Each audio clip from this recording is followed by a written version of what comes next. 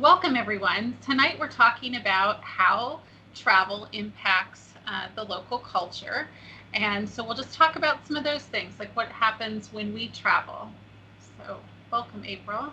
Hi, Cindy. So it's wonderful. There's so much involved in how our tourism impacts the local culture, the environment, the economic impacts. So there's a lot to kind of toss around. So I'm glad we're Right. having this conversation. I think we've done it in bits and pieces just in the midst of traveling. So I think we wanted to kind of start with the environmental impacts. Yeah. And so, one of the things that happens, as we know, when we travel is it changes us, right? We talked about that, about how you change, and I think that's one of the reasons a lot of people like to travel is the change that it brings for you personally. But I think what we forget is how when we're there, it changes the place and the people we actually encounter. And as you Right. said, like environmental is the easiest one to talk about because it's the easiest one to see. It's very easy to see how if you don't stay on the trail, you're creating another path, right? Right. And if you know, step into the wrong area, you're, squashing vegetation.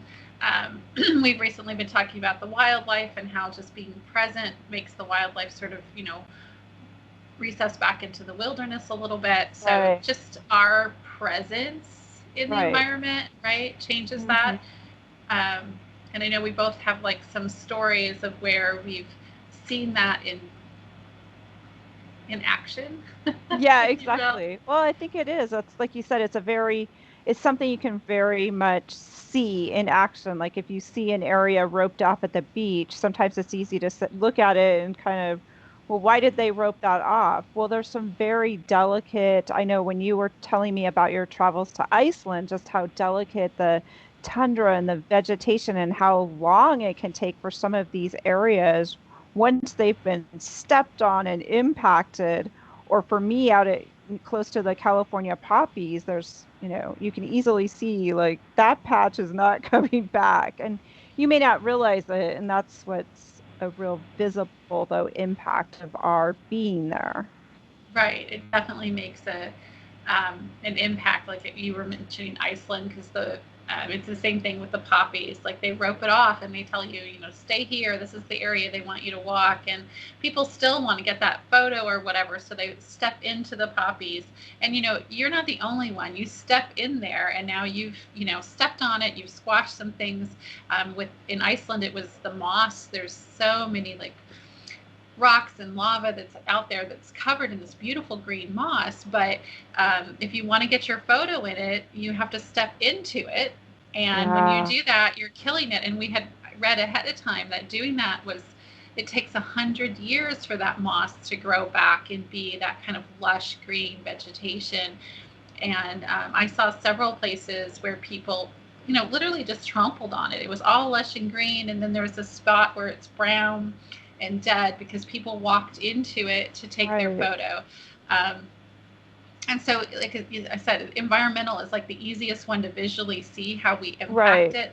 Yeah, I also think that there's other environmental things that we probably need to be aware of is how, our airline flight is affecting the environment, the travel that we do, like what we're doing and how that impacts the place that we're in just because of the traffic that we bring to it and so forth. yeah.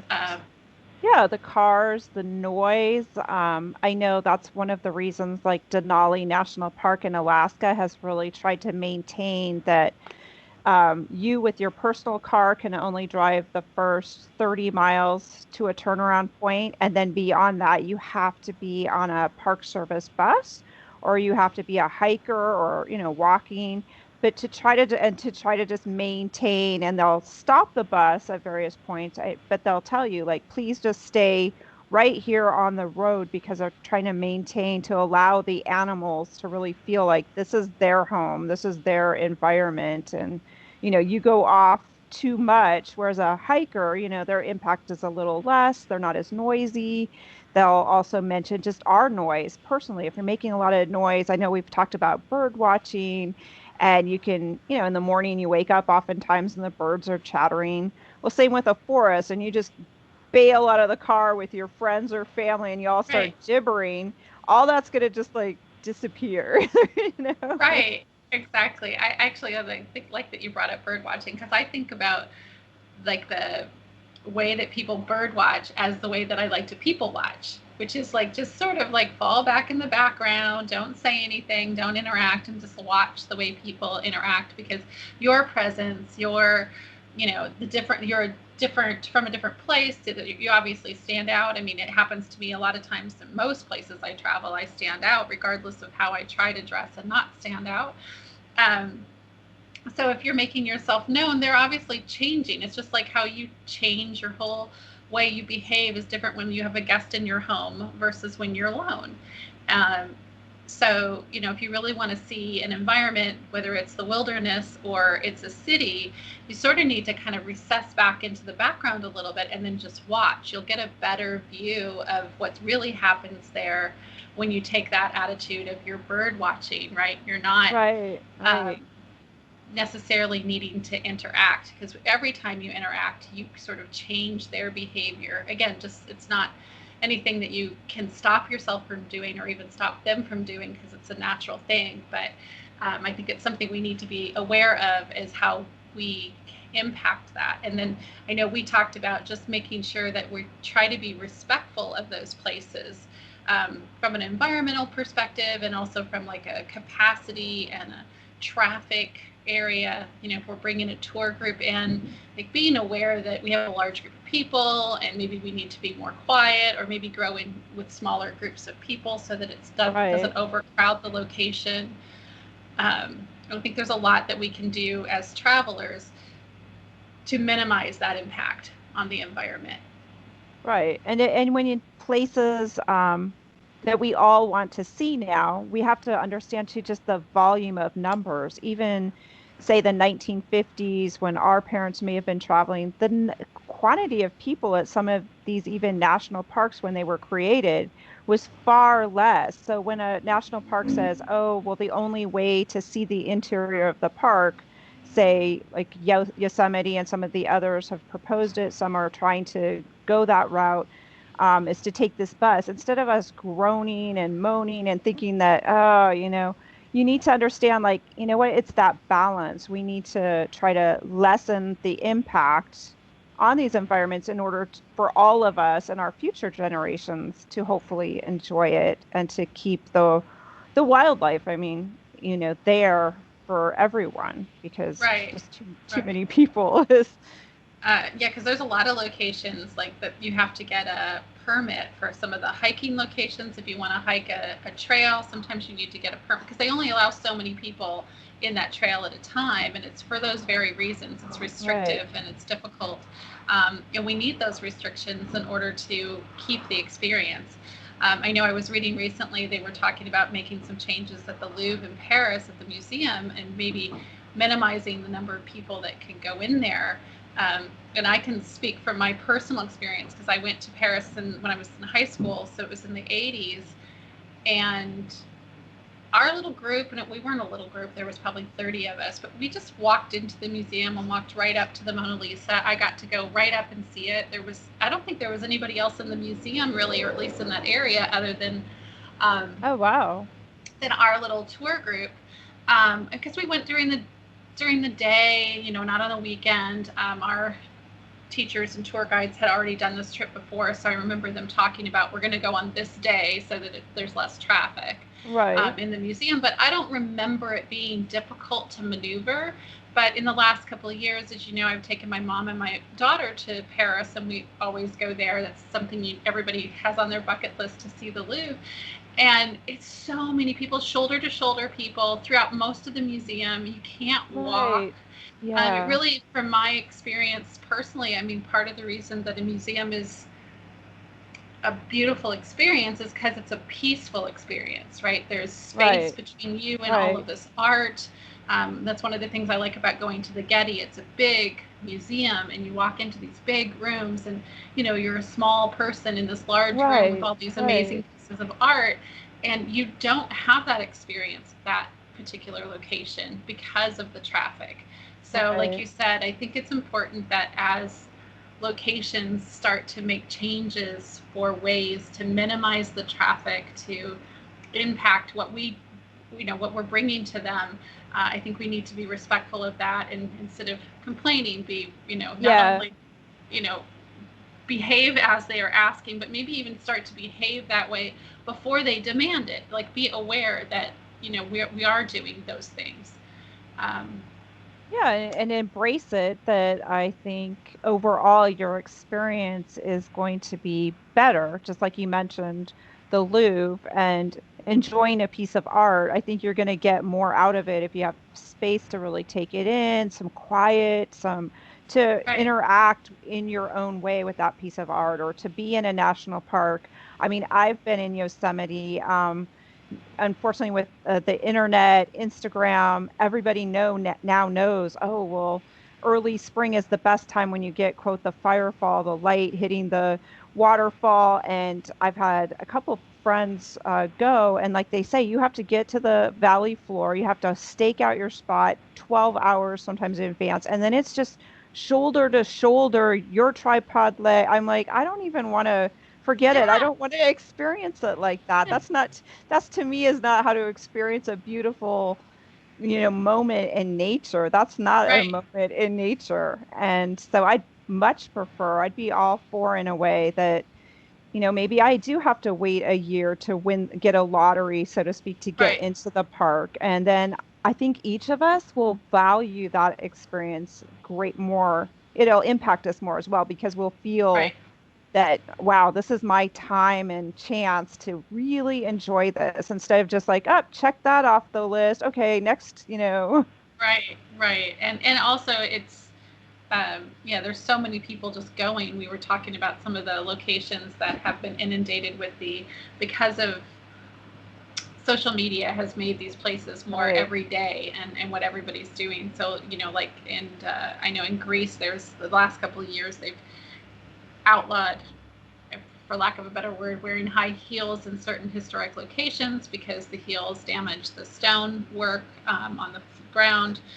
So they don't let you do that. I think you mentioned something about Yeah, chewing gum. They don't let you do chewing that. gum. And then there's in Rome, the Trevi Fountain, which played, a lot of people have seen the scene in one of the movies. I don't have the name of the movie off the top of my head, where people, I guess, were kind of dancing in the fountain. But now you Right. can't even sit on the edge of the fountain to get your photograph because too many people have just, jumped in. And, again, Right. just your impact of that on the, we think it's stones and concrete, but millions of people impacting that surface, it does wear down. It does damage Right. it. Right. And like the steps in Italy where you can't sit there anymore. Right. There's like an iconic thing to sit and take your photo. But once it's covered in people sitting on it, it really ruins it. So it's not, I mean, it's a picture, sure, but you're sitting shoulder to shoulder with other people Right. trying to get that picture. So it's really ruining it. And I know we've talked about the love locks in Paris on the Oh, bridge yes. where they put the paddle locks. And they took them all off and they stopped doing it because it just got inundated and actually impacted the bridge and its ability Right. to stay there. So I mean, I'm glad we're talking about this because I think it's important that we not only respect the rules that they start to put into place, but also be aware as we're doing that, even if there isn't a rule, just sort of like, what are we doing to this culture and to this community and to the environment and to the place that we're walking on. Right. And with that environmental, I know sometimes we think too, like, oh, I'm just going to take a little sliver of something, whether that's a piece of stone or a piece of sea glass and whatnot. And some people, they collect a whole bag of things, but you have to think of that cumulatively, that you're doing it probably 50, 100, thousands of other people are. That beach is no longer going to look the same. That Right. building, we need to go in and, what did they say? Leave Leave no no trace. trace. Yeah. Yeah, exactly. And take nothing also, right? Right, And I right. see I don't remember what it's called. I think they're the prayer rocks where people stack the stones, Yeah. right? That's a pretty Yeah. common thing, and they take a photo of that, which, I I've talked to a few people who do that, and I think that's fine. But then put the rocks back. Right, right. Um, I can't remember. I want to say it was Morro Bay that we were at, just in Central California, and we were walking along a beach that was covered in rocks. And I may have a photo of it somewhere, and if I do, I'll share that. The beach is just covered with these stacks of rocks all through it because it's a stone beach. Right, right. Um, so it completely changed the look of the beach, if you will. I almost saw it Yeah, as graffiti, right? As if, right, this is no longer how this beach is supposed to look. And right, again, if you wanted to stack the rocks and like have that meditative experience and take your photo with it, great. But then just put your rocks back, right? You don't need right, to leave right. them Exactly. like Yeah, that, because it's it distracts from the actual natural experience. So there's that part of our travel that we want to think about how it impacts the people that were there. I know also another topic that I was reading not too long ago, and I re-looked at it again this morning about the dancers in Bali.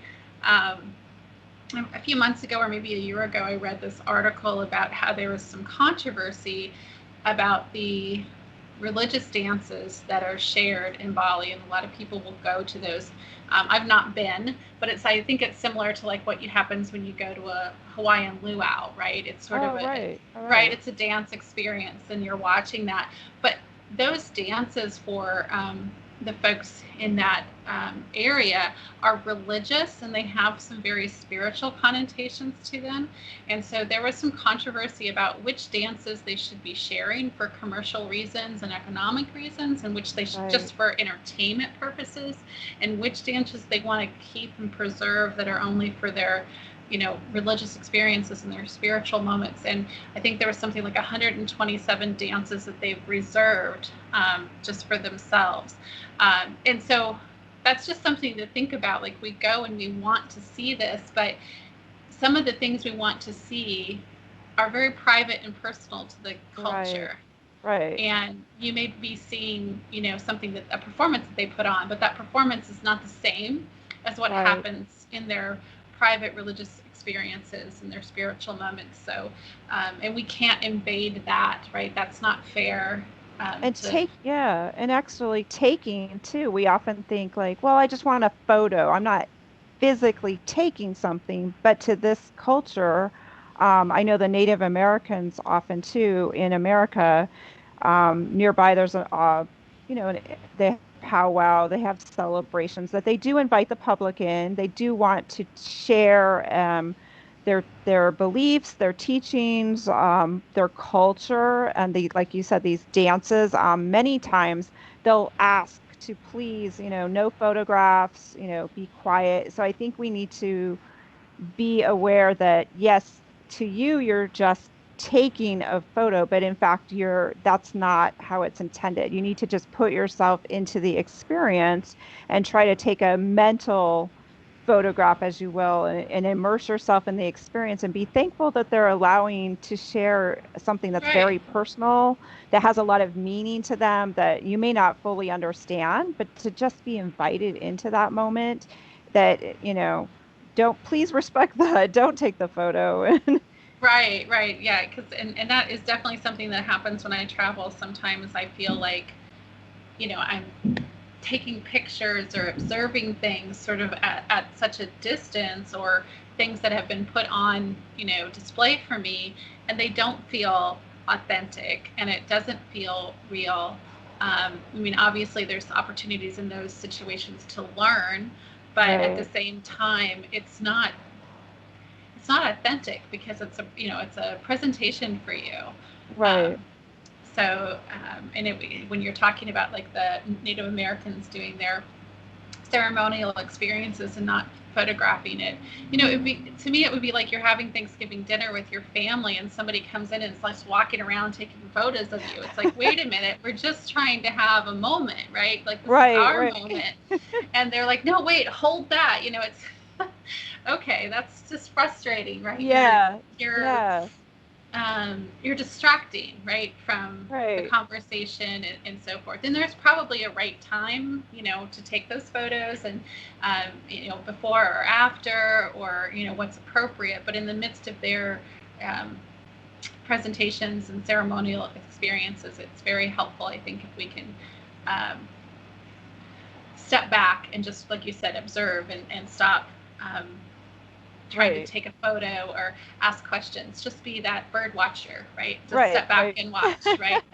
Right. Exactly. Exactly. um, and one of the other things I did also want to bring up, because I was in Iceland, and when I did the research in Iceland, I was researching the loss of the language there. And that's another impact that travel has on other countries, is sort of their own loss of culture as new cultures and other cultures come in.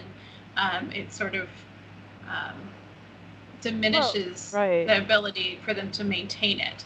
Right. Um, Because they are, in a way, they're forced because unfortunately English has become the most used, international type language. So, and they want our tourist dollars. It's not that they don't. A lot of them, that's, unfortunately, you're supporting a family, you're keeping them right, alive. But in the meantime, they're, being forced to alter their behavior, alter their children's upbringing to teach them English and teach them our cultures, how we do things. I know we mentioned restaurants, just the culture right, of being aware that you're in Paris, France, and you're sitting there getting agitated that no one's coming to quote check on you or, refill your water or get your needs met, when in fact they approach it very differently, that they're allowing you to enjoy your meal and stepping back and being being the bird watcher. And if you need right, something to, whereas we're right, just so, where are you? What do you, get right. over here. So it's Yeah, important to kind of do your research, maybe ask questions of other travelers, of what to expect and not expect, because you're going to get agitated sitting there not knowing that they're not going to come, You're right. just, They don't. Yeah, no. Paris is one of those places, but even in several of the countries in Central America, there's sort of this uh, slower time. I know when I was in Costa Rica, they just said it was sort of like their way of life. If you think people are in a hurry, you'll be sadly mistaken. Things that you're used to taking 20 minutes to do in Costa Rica, it's an hour, and it's not unheard of, to have an hour lunch and just actually sit and enjoy the meal, or even transportation, like going somewhere and oh, hopping on a bus. It's like, you'll just wait, and if they said they'll be there at 2, they might be there at 2:30. It's okay. No one's, it's not the same, and it's just a different way of living their lives. So it does help if we can take on their right. changes and how they behave. Plus, we get a different experience. I actually enjoy that experience when I eat out in places, other countries, where I'm not being rushed out the door. Yeah, um, exactly. and there are other times, of course, when I'm actually in a hurry. I wanted to eat and just kind of run. But Right, right. it's nice to know that I can go to a place in Paris, and you can sit there literally for 2 or 3 hours, and Oh, no one is easy. going to Right. interrupt you and tell you to No. leave. Or come But over here, there and make you feel like, hey, you got to get yes, out of here. Yeah. in the States, they would just be like, "What? Let's go. You've been here for 45 Right. minutes." Yeah. So it's a different experience when you travel. And the loss of language in Iceland is what I was bringing up, and how they're doing that. And I know that that's also partly because we go there, but it's also because they're leaving. Mm. In Iceland, there's a saying, and I cannot remember it word for word, but it's something they tell their children: if you have never left Iceland, you haven't lived. Oh. It's a very common saying in Iceland, and they have this, because Iceland is a tiny little island, right? It's a Yeah, really yeah, it tiny island is. out in the middle of the ocean there, and so if you've only lived in Iceland, which is about, I think they said it was like the size of Tennessee, it's pretty small. Right. Um, if you've only lived in Iceland, you really haven't seen the world. So they encourage their young people and their citizens to go to Europe or go to the States or just go to Canada, get off the island and see other cultures. It's really important to them. And of course, they have to learn another language to do that because no one except for Right. folks in Iceland speak Icelandic. Right. Um, so that's part of the reason that they're slowly losing their language as well. But they're trying very hard to hold on to it, and doing some things locally. And I know there's no number of countries that struggle with that, with loss of language for both the reasons of us coming there as well as them Right. leaving and going and needing to do business with other cultures too. So learning, I know we talked about just respecting things, just learning a little bit of language when you travel is really helpful, Oh, it's um, very helpful. to And help them often maintain very, it. yeah, right, to help them maintain it, but also as a sign of respect that you took the time Right, instead of, I think a lot of places view us like they, this expectation of Americans, and, we don't want to always be that expectation. We want to be right. better than that. You definitely do. And then we can just talk a minute about the economic things that happen, because I think that that's probably one of the best things that happen to the communities that we travel to, is how um, just bringing tourism into locations brings, it helps their economy, especially when they don't have other things to share with the world. I know there's a Yeah, number and of, many of these communities that are small do really rely on those dollars. And it's, again, being mindful that you might see an inexpensive quote deal on the internet, whether it's a cruise line or a package deal where it's airfare and a hotel, but maybe, do a little bit of research. And I think with a lot of creative, using some of the things we bring up in some of our other series, is you could get an inexpensive way to get to that particular place, but then try to stay local. Keep your dollars local, whether it's a small inn. Sometimes you have to do a little bit more research if you can contact sometimes the city itself, the smaller locally owned lodgings. I know in Italy, some of the smaller towns, you have to actually go through like their town website, but then you can get a right, name or a phone number of someone that just has a room or two rooms, and then your dollars are really actively helping a local family instead of just, you're popping in and out of the day, and now they didn't really see our help as such, or our way to encourage right. and keep them living in the city in which they are part of that city. They're part of that experience. So we don't end up with just a, you know, quote, unreal, kind of a Disneyfied, and I hate to use that word, but that Yeah. experience that's not so authentic.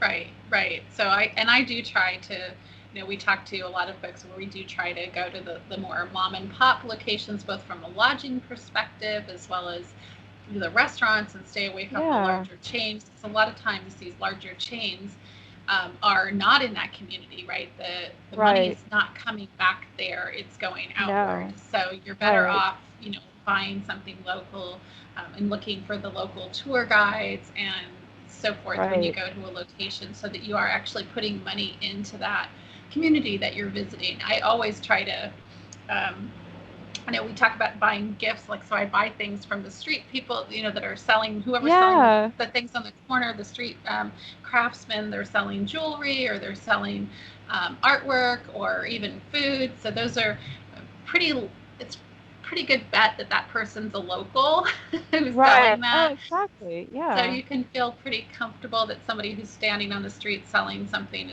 is probably right there from the community.